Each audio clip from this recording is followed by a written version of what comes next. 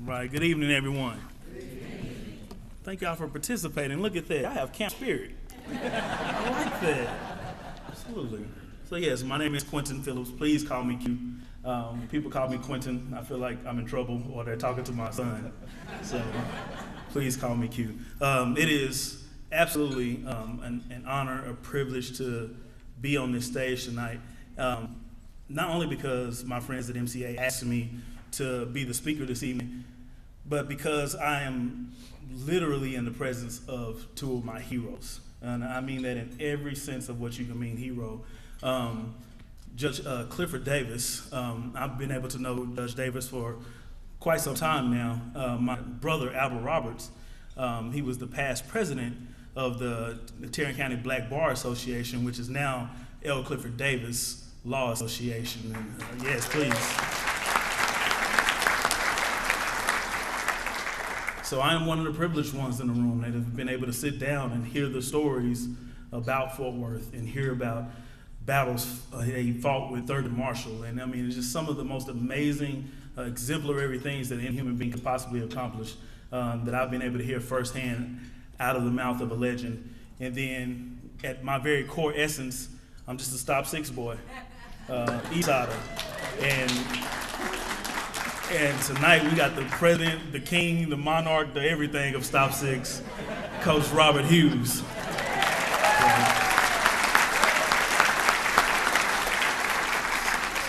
So I never did get to fulfill my dream of being a flying Wildcat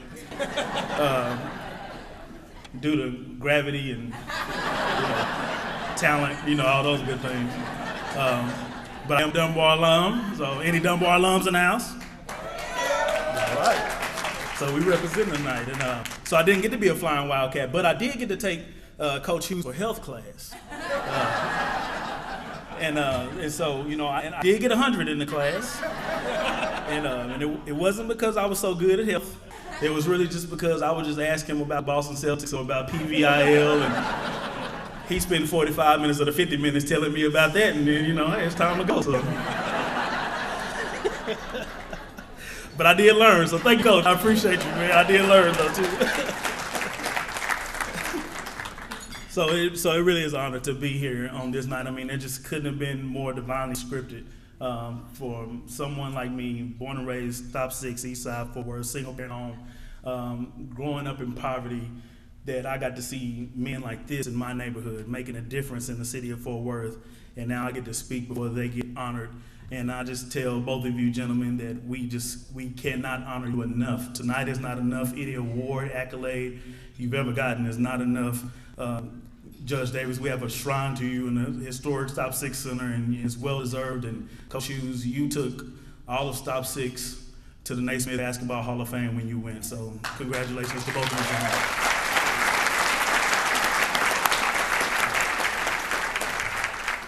So tonight I won't be before you long. I really do mean that, because I know that y'all are like full now and you don't want to hear somebody talk for a very long time. But I get to expound upon my experience here with the Multicultural Alliance, with MCA, and what it's meant to me. This year marks my 20th year in involvement with the Multicultural Alliance. And I'm so proud to have hit that mark. And I by myself, my brother Jonathan Morrison is in the building, and he too started out this journey with me in 1998. Camp Anytown at the time, that's how we show our age. These new schools got Camp Community, So we had Camp Anytown. I got you. There we go. He's my man, So I will start right there with the camp experience. So much like I just alluded to, in my world, even though I had a very happy childhood, I love where I grew up. My community was very limited in the sense that everyone in my community looked like me. We voted the same way. We went to the same churches. We were all black. And I loved my community. We had a great time with one another. But my experiences outside of my community were very limited until I was able to go and experience Camp Community, Camp Anytown at the time. And when I got there, as soon as we pulled up, some crazy white folks started beating on the bus. No offense. I'm from the hood. You don't beat on the bus. Like, we were like, okay, it's about to go down. Like, so you beat on that bus now when I get off this bus. So, but hey, but they were friendly and they were hugging me, and I was like, I gotta accept it. I love you too. Let's go. All right. So, so we got there and we got involved in the programming that was happening. We did not know what to expect. And as we were there, everything was building towards us having Heritage Night. And Heritage Night is when you get to self-identify your race, your ethnicity, your culture, and within that, you get to make a presentation to the entire camp about the group in which you've selected and which you belong. And so we had a great African American delegation at that time period. We were the largest in the camp, and so we were simultaneously excited that all of us were together and we were going to get to do our thing, but at the same time apprehensive because we had never really experienced anybody outside of our community caring about what we do. We knew we were talented. We had Brother Ricky Clark, who was able to give us our history, give us our poetry, to let us know who we were. Jonathan and our brothers, we were on the step team at Dunbar, so we knew we could step and bring the house down. We had singers, we had poets, we had artists, and Janika, I said, you all right? There you go. My girl was there too in '98. You know what I mean? So we had this presentation that we knew that would be dynamic, but the apprehension was that no one's going to care. That we're going to get up there and everybody's going to look and say, oh, how nice, and then move on. But the care that we got at that time period in camp community, where everyone was focused and everyone stood and applauded when we were done, and the love and the questions that we got after, it really was a life-altering experience. And then not only did they care about us and what we did and our talents, which gave us a great boost of confidence and some self-assurance that we needed as well, but it also exposed us to what we got to see about other people's cultures that you just can't do firsthand like that sometimes in your school system. Particularly in my community, when I walk outside, everybody's gonna look like me. I'm not necessarily gonna meet a Muslim or a Baha'i or someone from a different faith, but I was able to do that at camp community, and it was exposure that is just absolutely priceless. And it was life-changing for me and set me on a path that I just couldn't even imagine. So when I got back from camp community, my brother Jonathan and I, everybody was talking like, what did they do to y'all at that camp? They brainwashed y'all? Because we were different and we were calling people out. And so I got home and my mom, she's telling me about stories from work, and she's like, yeah, well, the Mexican lady at work, and then I said, hold on, mama. You don't know if she's Mexican. She could have been from Honduras or Guatemala, El Salvador.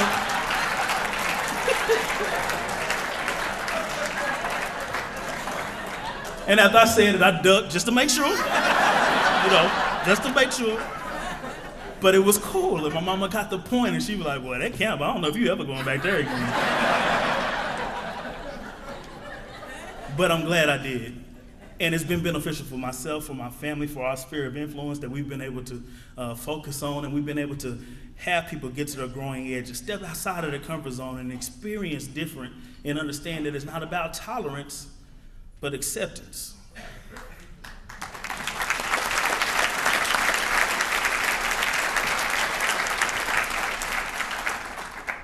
So with that, much like Philip alluded to, I was hooked.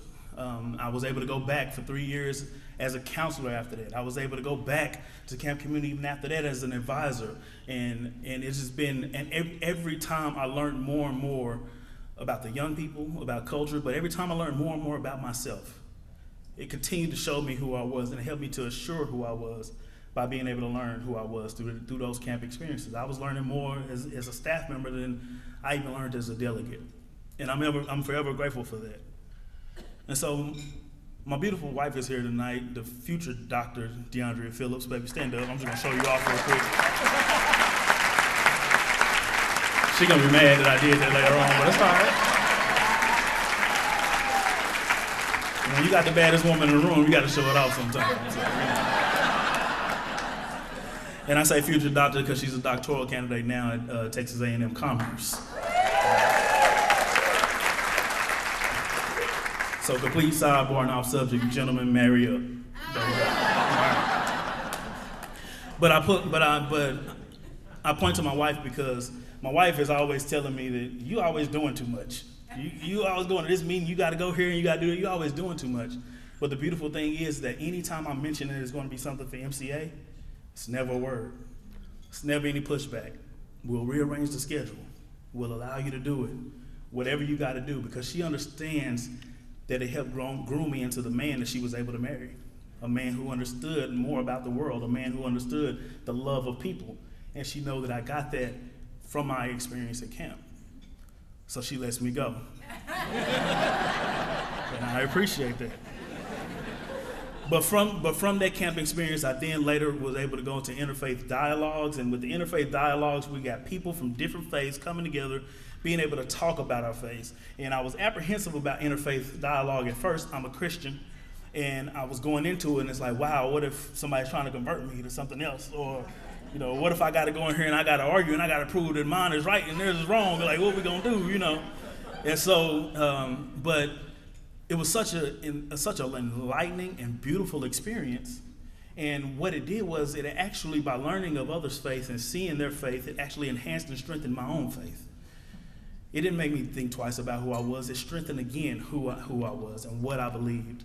And it was Muslim brothers and sisters and Jewish brothers and sisters and people from the Baha'i faith and Hindu that were helping me to understand who I was better even as a Christian. And I'm prayerful that I was able to do the same for them. This is the kind of stuff that the Multicultural Alliance is doing. This is what they've done for my life. And from those interfaith dialogues, which I was able to be a participant, I'm now a facilitator of it. And those talks are going swimmingly, and I'm having a time of my life doing that as well. From that, I was able to go to the interfaith retreat, where it was like the interfaith dialogue on steroids. Because we got to sleep together, we got to eat meals together, and you're like, yeah, you're going to get it in. You got to go in there and do it. So there's no hiding. So, but you gain true friendships from that. You get to know a person and know what they're really about, and you get to see the commonalities, because unfortunately, we already know the differences. The differences are prevalent all the time. They're right in our face, but when you get in these settings where you get to know someone, you get to see that they care about the things that you care about. They care about community and family and safety and their children, life, liberty, the pursuit of happiness. They care about these things. And it may just manifest in a different way, but at the heart of it all, people want acceptance and love. And when we're able to give each other that, we all become a better community.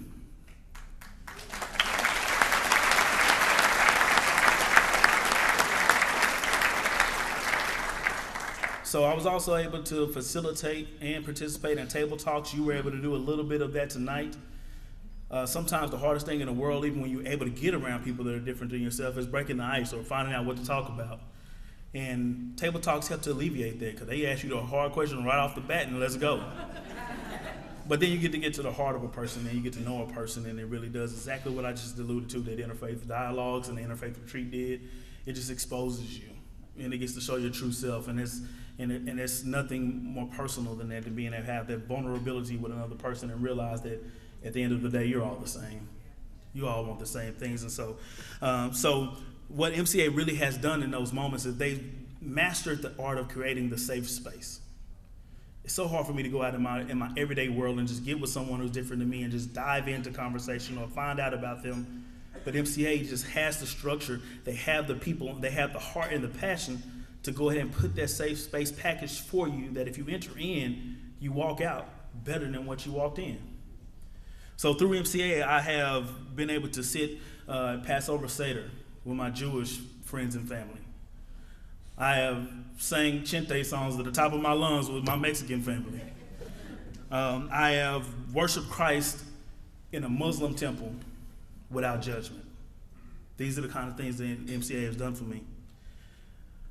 I've attended a Hindu and Catholic wedding. They married each other. You ain't never been to a wedding. My wife laughing because she went with me. You ain't never been to a wedding until you went to a Hindu Catholic wedding. You need to mark a week off your calendar. You going through all the rituals and ceremonies, but woo. Y'all need to go to a Hindu Catholic wedding. But I tell you, all right. But that's what MCA has been able. Those type of experiences I've been able to have. And I've also been able to sit down and pray for a broken city with someone from the Baha'i faith. What boy from Stop Six from the East Side gets to do that without the infrastructure that MCA has been able to bring to my life? So I tell you this, Cheryl was very explicit to me when she said, Q, you're going to be the speaker. She gave me my instructions. She said, Q, you are not to sell MCA. Just go up there and tell about your experience.